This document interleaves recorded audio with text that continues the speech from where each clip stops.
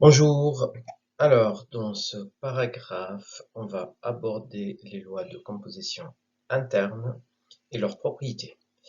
Alors, on va commencer par la définition. Alors, si on a E un ensemble, on appelle la loi de composition interne. C'est toute application de E, croix E dans E. C'est-à-dire, si j'ai deux éléments de E, je peux en composer un troisième qui va appartenir aussi à E. Alors, le plus souvent, au lieu de noter phi, on va noter donc phi de AB égale à A étoile B. Alors, on dit que E est muni de la loi de composition interne qu'on abrège de cette façon-là, LCI. Alors, lorsqu'un ensemble est muni donc d'une loi de composition interne, on l'appelle un magma. Un exemple, si je prends l'ensemble N muni de la loi plus, c'est un magma puisque si je compose deux éléments de N, si j'additionne deux éléments de N, ben, j'obtiens encore un élément de N. En revanche, N- n'est pas un magma puisque la soustraction de deux nombres entiers n'est pas forcément un entier naturel. Voilà, c'est pour ça N- n'est pas un magma. Des remarques.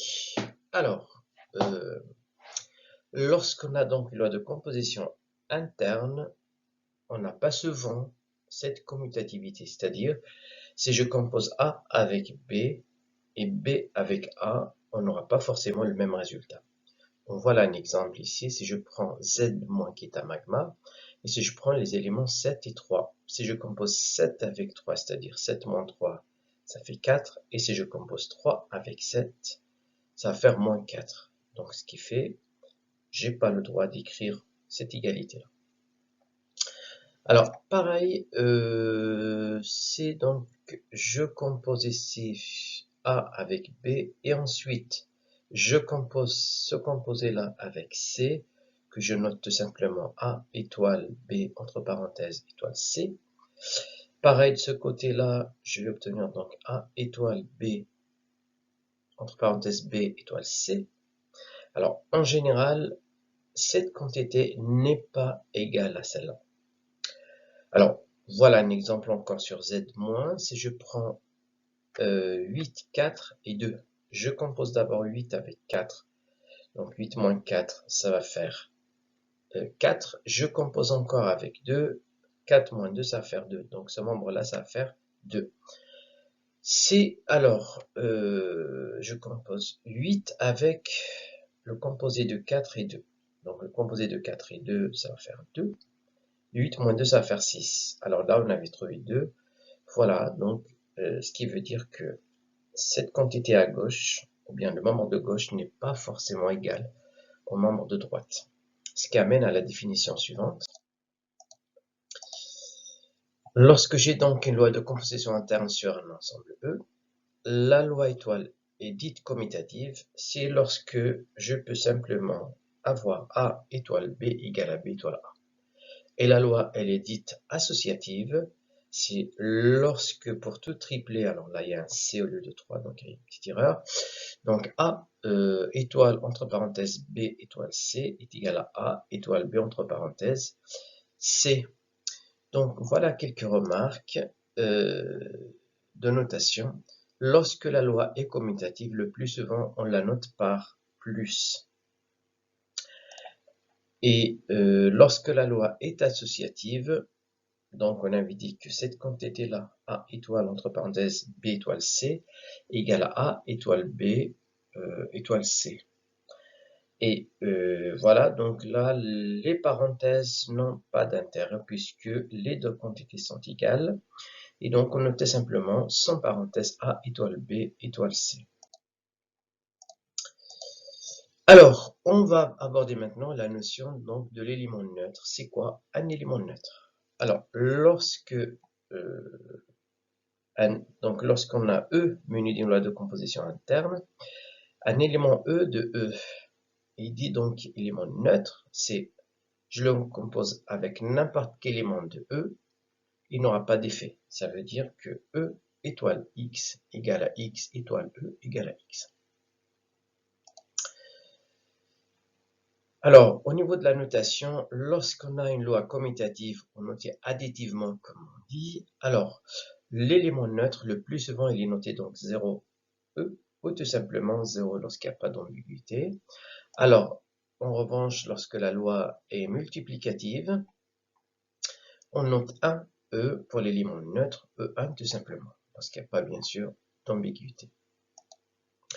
Alors on va voir quelques exemples.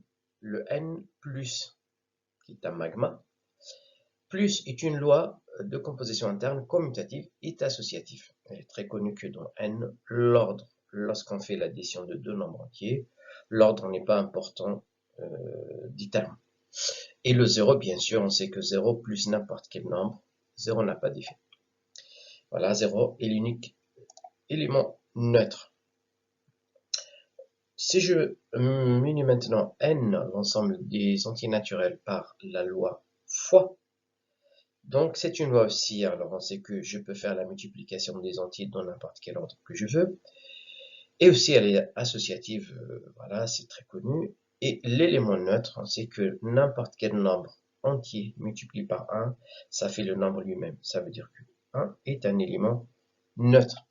Si je prends maintenant l'ensemble des applications des fonctions de R dans R, munies donc de la loi rang. Ben, rang, c'est une loi de composition interne qui est associative, mais pas commutative. On verra des exemples ultérieurement. Et l'application identique sur R est l'élément neutre de ce magma. Alors, si je prends un ensemble G et je prends l'ensemble des parties de G munies cette fois-ci de la loi de composition interne union. Alors, union est une loi de composition interne qui est commutative et associative. Et bien évidemment, l'ensemble vide en est un élément neutre puisque l'ensemble vide union n'importe quel ensemble, ça n'a aucun effet. Voilà. Alors, on va voir maintenant que lorsque l'élément neutre existe, et il est unique, c'est bien sûr E, donc étoile possède un élément neutre. Dans ce cas, elle est unique. Alors, on voit là une démonstration. C'est E et E' sont deux éléments neutres. Alors, on suppose qu'il y en a deux. Et on va vous dire que, voilà, ils sont égaux. Eh bien, j'ai E étoile, E étoile. Pardon, E étoile E'. Alors, le fait que E est un élément neutre, donc cela, ça va faire E'. Et le fait que E' est un élément neutre, donc ça va faire E, qui veut dire que E égale à E'. Alors, on va voir la première structure qu'on n'utilise pas vraiment tout le temps en mathématiques, ce qu'on appelle un monoïde. Un ensemble E, bien magma, donc un magma donc est un monoïde, lorsque la loi de composition interne est associative et admet un élément neutre. Dans ce cas-là, on dit qu'il s'agit d'un monoïde. Un exemple, n plus est un monoïde d'élément neutre 0. Donc il est très facile à voir. On avait dit que la loi plus était donc associative et que 0 est un élément neutre.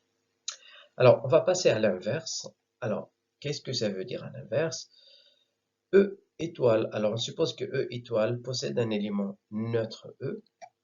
Et je prends un x qui appartient à E. On dit que y est un inverse de l'élément x, c'est lorsque x étoile y est égal à y étoile x égale à E. Dans ce cas, on dit aussi que x est inversible. Voilà. Et on dit aussi que c'est y est le symétrique de x. Alors, quelle connotation? Lorsque la loi est notée additivement, l'inverse de x, qu'on appelle le plus souvent opposé, il est noté tout simplement moins x, comme on a l'habitude de voir au collège et au lycée. Lorsque la loi elle est multiplicative, dans ce cas-là, l'inverse il est noté donc x moins 1. Donc un exemple, si je prends z+, tous les éléments admettent un inverse. qui est l'opposé en l'occurrence. En revanche, dans n, c'est n+, il n'y a que 0 qui admet un inverse. Tout le reste n'est pas inversible. Si je prends donc Q, menu de la loi multiplication, R fois et C fois, tous les éléments sont non nuls admettent un inverse. Alors on va voir ultérieurement que ces ensembles-là, on les appelle des corps. Et dans Z fois, seulement 1 et moins 1 qui ont un inverse. On verra aussi que Z fois est un nanon. Alors, lorsque l'élément inverse existe, il est bien sûr unique. Une petite démonstration. Soit X est un élément de E possédant deux éléments symétriques. On suppose qu'il y en a deux éléments symétriques, X' et X seconde. Alors, d'une part, j'ai X' est égal à E, et d'autre part, je peux avoir X seconde fois X égale à E. Je vais tout simplement multiplier à gauche par X seconde dans la première égalité. Voilà ce que j'obtiens. Donc, je multiplie ici par X seconde à gauche, donc j'obtiens X seconde étoile X prime. Alors, on sait que X prime, ça fait l'élément neutre, donc ça va faire X seconde et l'élément neutre. Et la même chose, donc si je fais ça, X seconde, X ça va faire l'élément neutre, donc ça va faire X prime. Et par conclusion, et en conclusion, donc je vais avoir X prime égal à X seconde. Donc, lorsque X admet un élément neutre, si je fais deux fois l'inverse, je vais revenir donc à la valeur initiale de X. Et en particulier, E-1 égale à E. Là, E, il s'agit de l'élément neutre, bien sûr, lorsqu'il existe. Alors, donc on va voir, lorsque deux éléments sont inversibles, leur produit ou bien leur composé est aussi inversible. Donc, si j'ai deux éléments A et B dans mon vide, donc tel que A étoile B est inversible. Alors, bien sûr, A étoile B moins 1 AB est inversible, et son inverse, regardez bien, ça va faire l'inverse de B fois l'inverse de A. On inverse l'ordre ici. Une petite démonstration. Alors, je vais multiplier ça par ça. Voilà. Donc, AB étoile B-1 étoile A-1. Je me suis permis de ne pas mettre les parenthèses parce qu'on avait supposé que E étoile est en moins 8. Donc, ça veut dire la loi est associative. Et donc, B, alors là, c'est un exposé là. Donc, BX posant moins 1. Donc, B-1, ça fait l'élément neutre. Donc là, ça part. On va récupérer donc A-1, qui est aussi un élément neutre, qui veut dire que je pourrais calculer de la même façon, en commençant par B-1, A-1, étoile AB, et je vais obtenir de la même façon un élément neutre, qui veut dire que AB est inversible et que AB-1, c'est B-1 étoile A-1. Donc, on va parler aussi d'une partie stable par une loi de composition interne. Alors, donc, CGE est menu d'une loi de composition interne étoile et F, une partie de E. F, il va être stable par cette loi-là si je compose deux éléments de F et j'obtiens encore un élément de F.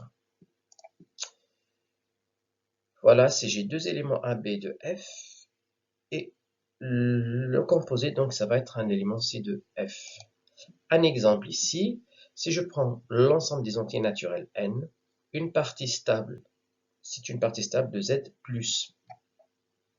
Mais il n'est pas stable pour z moins. Pourquoi? Alors, si je prends deux éléments entiers naturels, leur somme reste encore un entier naturel ce qui veut dire que n est stable par rapport à la loi plus. En revanche, si je prends deux éléments de n et je les soustrais, la différence n'est pas tout le temps dans n, puisque si je prends par exemple 5 et 7, donc 7 moins 7, ça fait moins 2, qui n'est pas un élément de n, ce qui veut dire que n n'est pas stable par la loi moins. Voilà, donc on arrive à la fin de cette vidéo. Donc, si vous avez des questions, n'hésitez pas à me les poser et j'y répondrai volontairement. Merci et à très bientôt.